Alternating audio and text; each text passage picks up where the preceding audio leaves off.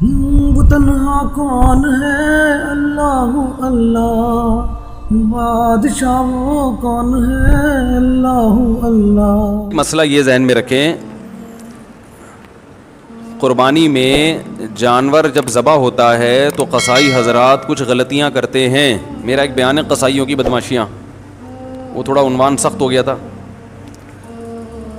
قصائی حضرات دو غلطیاں کرتے ہیں۔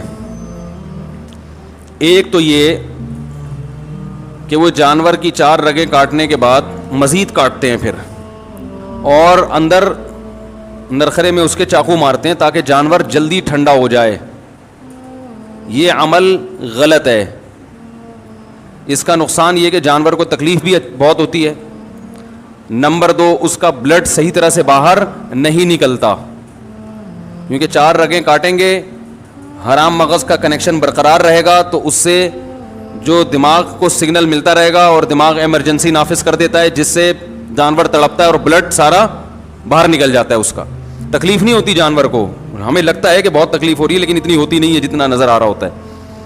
اس کی وجہ ہے کہ جب ہم جانور کی یہ رگیں کاٹتے ہیں نا تو یہ جو دماغ ہے نا اس کو بلڈ کی سپلائی بند ہو جاتی ہے، سمجھ رہے ہیں؟ جب دماغ کو بلڈ کی سپلائی بند ہوگی تو دماغ سوچنا چھوڑ دیتا ہے۔ دماغ کا صرف وہ حصہ کام کرتا ہے جو قدرت نے حادثات کے لیے رکھا ہوا ہے۔ ابھی تو دماغ کام کر رہا ہے نا آپ لوگوں کا، جو نارمل والا دماغ بھی ہے الحمدللہ، تو پھر سمجھیں یہ بات کو۔ آپ نے دیکھا ہوگا بعض دفعہ ہم چاہتے ہیں، ریفلیکٹ ایکشن کا نام سنا ہوگا آپ نے، ہم نے تو 9th کلاس میں پڑھا تھا۔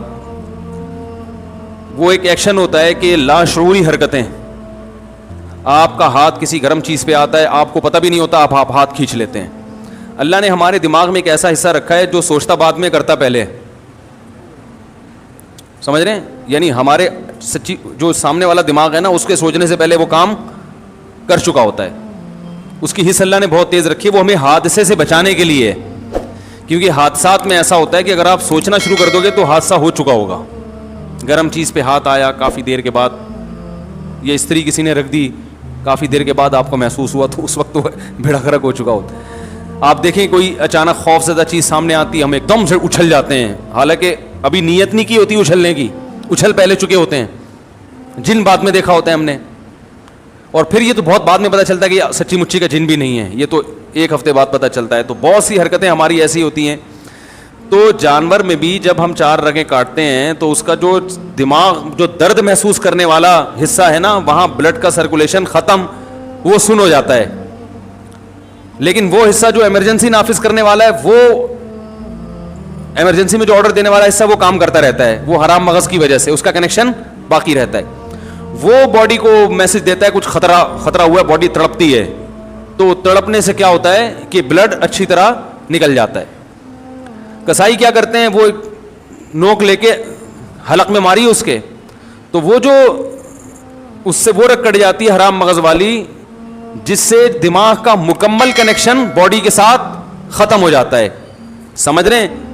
اس سے باڈی تڑپنا ختم کر دیتی ہے، بلڈ اچھی طرح سے جانور کا نکلتا نہیں ہے۔ تو یہ طریقہ مکروہ ہے، ناپسندیدہ ہے، شریعت نے جو ذبح کا طریقہ بتایا ہے اس کے خلاف ہے۔ ایک اور مثال سے سمجھاتا ہوں۔ دیکھو چھپکلی ہے نا، چھپکلی دیکھی ہوگی، اکثر جب ہم چھپکلی مارتے ہیں تو اس کی دم کٹ جاتی ہے، دم تڑپتی ہے، اس سے جان نکل رہی ہے، لیکن دم کو تکلیف ہوتی ہے، اس لیے نہیں ہوتی کہ اس کے پاس تکلیف محسوس کرنے کے لیے دماغ نہیں ہے۔ اور جو دماغ جہاں ہے نا چھپکلی کے، اس کو بھی تکلیف اس لیے نہیں ہوتی کہ اس کے پاس اب دم نہیں رہی ہے۔ ارے تکلیف تو گزر رہی ہے دم پہ نا، دم پہ تکلیف گزر رہی ہے، خوب تڑپ رہی ہے، لیکن دماغ جو اس تکلیف کو محسوس کرتا وہ اس لیے محسوس نہیں کرتا کہ جس پہ تکلیف گزر رہی ہے وہ اب دماغ کے پاس ہے نہیں، اس کا دماغ سے کنیکشن ختم ہو چکا ہے۔ تو وہ تڑپ تو رہی ہوتی ہے چھپکلی کی دم، یوں اس پہ جان نکل رہی ہے تو وہ خوب تڑپ رہی ہے، لیکن نہ دم کو تکلیف نہ چھپکلی کو تکلیف۔ چھپکلی کو صرف اس حصے پہ تکلیف ہوتی ہے جہاں کٹ لگا ہوا ہے، اس کا کنیکشن ابھی چھپکلی سے باقی ہے۔ وہ جو دم کے یوں کلابازیاں کھا رہی ہیں اسے ترس تو بہت آئے گا، بہت ترس آئے گا، ہائے بیچاری کی دم، ہائے بیچاری دم کے ساتھ کیا ہوا، لیکن دم کو تکلیف اس لیے نہیں ہے کہ اس کے پاس دماغ نہیں ہے تکلیف محسوس کرنے کے لیے, اور دماغ کو تکلیف اس لیے نہیں ہے کہ اس کے پاس تڑپتی ہوئی دم سے کنیکشن اس کا ختم ہو چکا ہے, اس کے پاس دم نہیں ہے. تو دم کو تکلیف اس لیے نہیں کہ دماغ نہیں, دماغ کو اس لیے کے پاس دم نہیں ہے. یہ ایک فارمولہ یاد رکھیں آپ, ٹھیک ہے نا. تو یہ اللہ کا بہت بڑا انعام ہے ان جانوروں پر کہ ہمیں حکم دیا کہ ان کی جب جان لینی ہو تو ذبح کر کے لو. اس میں تمہارا بھی فائدہ اور ان جانوروں کا بھی فائدہ. تمہارا فائدہ یہ, تمہیں صاف ستھرا گوشت ملے گا خون کے بغیر. بیماریاں بھی ساری بلڈ میں ہی ہوتی ہیں, جو بیماریاں ہیں نا گوشت میں, جو زیادہ تر یہ بلڈ میں ہوتی ہیں بیماریاں. جب خون نکل گیا تو جانور بیماریوں سے بھی پاک صاف ہو گیا. تبھی کہا جاتا ہے ٹوٹکوں میں کہ جو بڑا گوشت اگر پکانا ہو نا, تھوڑا سا بوائل کرو اس کو, اس کا پانی پھینک دو, اس کا جو اندر بلڈ ہوتا ہے وہ سب نکل جاتا ہے, اس سے وہ اس کے نقصان کافی حد تک کم ہو جاتا ہے. تو ہمیں فائدہ یہ, اور جانور کو فائدہ کیا, اس کو تکلیف کم ہے. جانور کو موت دینے کے اس کے علاوہ جتنے بھی طریقے ہیں سب میں جانور کے لیے اذیت ہے. یہ غیر مسلم لوگ چائنا میں آپ دیکھو کھولتی ہوئی کڑھائیوں میں کتوں کو ڈال دیا جاتا ہے, زندہ کتے کو, کس اذیت ناک طریقے سے یہ جانوروں کو مارتے ہیں. یہ باقاعدہ ریسرچ ہوئی ہے اور اس پہ انگریزوں کی تحقیق ہے کہ جو مسلمانوں کا طریقہ ذبح کرنے کا اس میں جانوروں کو تکلیف بہت کم ہوتی ہے. تو اب قصائی کو آپ اس بات کا پابند کریں کہ 4 رگیں کاٹے اور پھر وہاں سے ہٹ جائے. اور بہتر یہ ہے کہ سب قصائیوں کی بات نہیں کر رہا بھائی, جو میرا بیان سن رہے ہیں ان کے علاوہ کی قصائی ہٹتے نہیں ہیں کیونکہ ایمرجنسی میں جلدی میں ہوتے ہیں. ان کو بہت قصائی اس دن دنیا کا سب سے قیمتی آدمی ہوتا ہے. ابھی دیکھو کوئی قصائی آپ سے ملے گا بھی نہیں, سلام بھی نہیں کرے گا, بولے مجھے جانا ہے بھائی, میرے 6 کالیں آئی ہوئی ہیں, ان کو آرڈر بک کروانا ہے میں نے. عید والے دن جانور سے زیادہ مہنگا قصائی ہوتا ہے. تو اس کو 10 جانور اور گرانے, وہ اتنی ٹینشن نہیں لیتا کہ کاٹو پھر کھڑے ہو کے دیکھو کہ کب اس کی جان نکلے گی, کب ہم کھال اتاریں گے. وہ کہتا ہے ابے اس کا بس نہیں چل رہا ہوتا, پوری گردن کاٹ دے وہ. تو اس لیے بہتر یہی ہے کہ جیسی 4 رگیں کٹی ہیں تو جس کھونٹے سے جانور باندھا ہوا تھا اس کھونٹے سے تھوڑی دیر کے لیے اسی قصائی کو باندھ لو جو قابو میں نہیں آ رہا آپ کے. ہر قصائی کی بات نہیں کر رہا, صرف وہ جو قابو میں نہیں آ رہا ہے اس قصائی کو آپ اسی, وہ کھونٹا بھی کام میں آ جائے گا, اس کا کرایہ دیا ہوا ہے نا, پورا ہو جائے گا وہ. کیونکہ اس کے بغیر قصائی کو قابو کرنا آسان نہیں. وہ جانور پھر بھی آسان ہے, اس کو پکڑنا نا 4 آدمی اس کو پکڑے تو جانور کو کون پکڑے گا بھائی.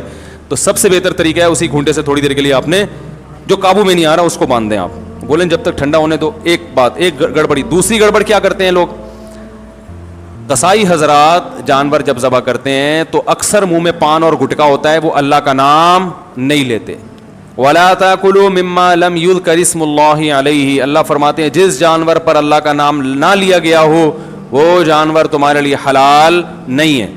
بھولے سے چھوٹ جائے تو ٹھیک ہے, لیکن جو منہ میں گٹکا رکھ کے نام نہیں لے رہا وہ بھولے سے نہیں چھوڑ رہا, وہ گٹکے کی وجہ سے نہیں پڑ رہا, وہ آپ کے جانور پہ اپنا گٹکا قربان کرنے کے لیے تیار نہیں ہے. تو اس سے بولیں زور سے اللہ کا نام لو, بسم اللہ اللہ اکبر, زور سے. اور یہ مرغیوں والوں سے بھی کہا کریں, ان کو بھی بسا اوقات دیکھا ہے منہ میں منمنا رہے ہوتے ہیں کچھ. بھائی اللہ کا نام جب زور سے لینے کا حکم ہے تو لے لو, کیا جا رہا ہے اس میں. گالیاں دیں گے اتنی زور زور سے, باتیں کریں گے اتنی زور زور سے. جہاں اللہ کا نام لینے کا حکم دیا بھائی زور سے لے لو, تو وہ ایسی منہ میں ہی گھما رہا ہے. تو مرغیوں والے کو بھی کہا کریں زور سے اللہ کا نام لیا کرو. سمجھ میں آ رہی ہے بات. تیسری بات, جانور توحید پرست ذبح کرے گا تو حلال ہوگا, مشرک کا ذبیحہ حلال نہیں ہے. اگر ہندو جانور ذبح کر دے چاہے 100 دفعہ اللہ کا نام لے, وہ جانور ہمارے لیے حلال نہیں ہے. بس یہ اللہ نے حکم دیا کہ جو توحید پرست تو وہ کرے گا. تو آج کل مسلمانوں میں بھی مشرک ہیں جو اصطلاحی اعتبار سے مسلمان کہا جاتا ہے, حقیقت میں مسلمان نہیں ہے. تو کوئی بھی ایسا شخص جو اللہ کے نبی کو ہر جگہ حاضر ناظر مانتا ہو اللہ کی طرح, عالم الغیب مانتا ہو اللہ کی طرح, مشکل کشا مانتا ہو اللہ کی طرح, کی وجہ سے اللہ مشکلات پوری کرتا ہے, نبی بھی اسی طرح اسباب سے ہٹ کے نبی مشکلات پوری کر سکتے ہیں, چاہے وہ دیوبندی ہو, چاہے وہ اہل حدیث ہو, چاہے وہ بریلوی ہو, چاہے وہ شیعہ ہو, کوئی بھی ہو. جو اس نوعیت کا شرک کرے گا اس کا ذبیحہ بھی حلال نہیں ہے. تو اب میں یہ نہیں کہہ رہا کہ آپ وہمی بن جائیں, کسی کے گھر سے گوشت آ رہا ہے تو آپ دیکھیں بھائی قصائی سے پہلے میرا انٹرویو دلواؤ, میں اس کے عقائد پوچھوں گا. اتنے تکلف کا حکم نہیں ہے. مسلم کنٹری ہے تو یہی فرض کیا جائے گا سب مسلمان ہی رہتے ہیں. پہلے سے کسی کے بارے میں یقین ہو جائے کہ یہ شرکی عقیدے پر ہے, اس سے ذبح نہ کروائیں. پہلے سے نہیں پتا تو مسلمان ملک ہے, ہمیں یہی حکم ہے کہ ہم سب سے کیا گمان رکھیں, اچھا. سمجھ رہے ہو؟ ہاں پہلے سے پتہ چل گیا کیونکہ بقرعید کے دنوں میں بہت سے غیر مسلم بھی قصائی بنے ہوئے گھوم رہے ہوتے ہیں, سمجھ رہے ہیں؟ تو پہلے سے پتہ چل گیا تو پھر احتیاط لازم ہے. سمجھ رہے ہیں کہ نہیں سمجھ رہے؟ یہ تیسرا مسئلہ ہو گیا. تو بس یہ تین, اور تو کوئی مسئلہ نہیں پوچھنا کسی نے. ہاں دوسری بات یہ کہ بھائی جانور کو حدیث میں آتا ہے فَلْيُرِحْ ذَبِيحَتَهُ, جانور کو ذبح جب کرنے کا ارادہ ہو تو اس کو آرام پہنچاؤ. اناڑی کسائی بعض دفعہ آ جاتے ہیں 1 گھنٹہ جانور کو گرانے میں لگا دیتے, جانور کی واٹ لگ جاتی ہے بیچارے کی. ایک تو آخرت کا سفر ہے اس کا, وہ تو کم از کم تمیز سے لے, اس کو اللہ میاں کے پاس بھیج رہے ہو تو تمیز سے بھیجو اس کو اللہ میاں کے. وہ ادھر سے دھکے ادھر سے وہ بہت مصیبت بنا دیتے ہیں. ماہر قصائی ہوتے ہیں, ان سے کام کروانا چاہیے.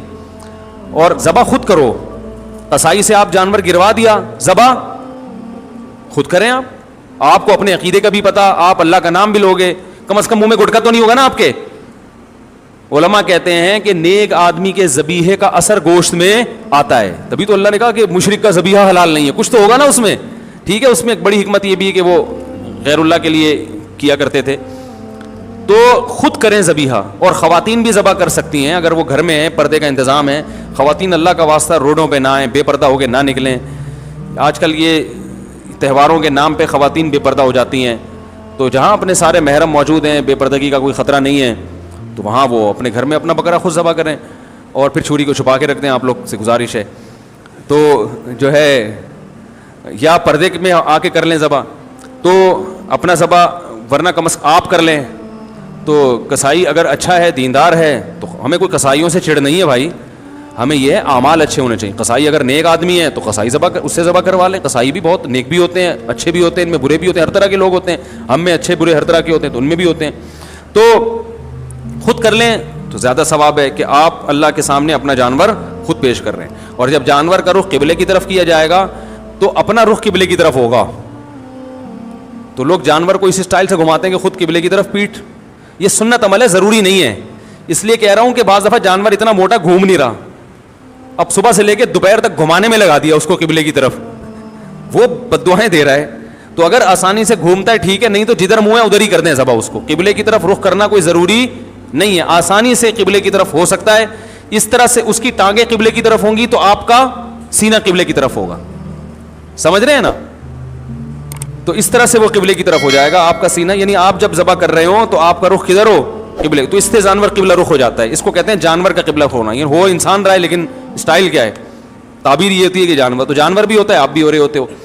تو اور اس کے بعد وہ دعا پڑھ لو, انی وجہت وجہی للذی فطر السماوات والارض حنیفا وما انا من المشرکین.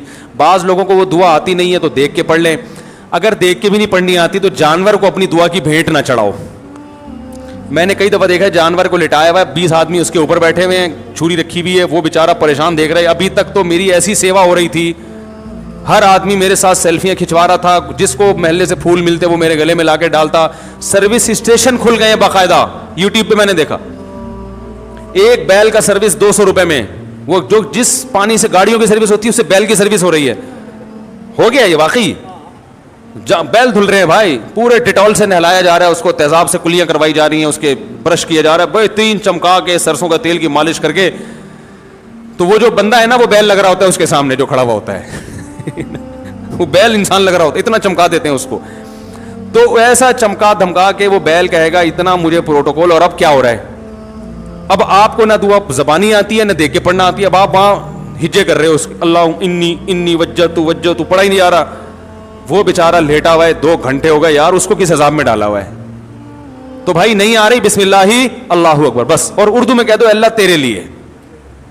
کس کے لیے ہے یہ؟ تیرے لیے قربان. اتنا بھی کافی ہے, ورنہ عربی یاد کرو اچھا ہے. نہیں یاد ہوتی تو اتنا ٹائم نہ لگاؤ کہ اس بیچارے کا بیڑا غرق ہو جائے. کیونکہ جس نبی نے دعا سکھائی ہے اسی نبی نے یہ بھی حکم دیا ہے کہ جانور کو راحت پہنچاؤ, اس پہ ظلم زیادتی مت کرو. تو یہ حکم زیادہ اہم ہے.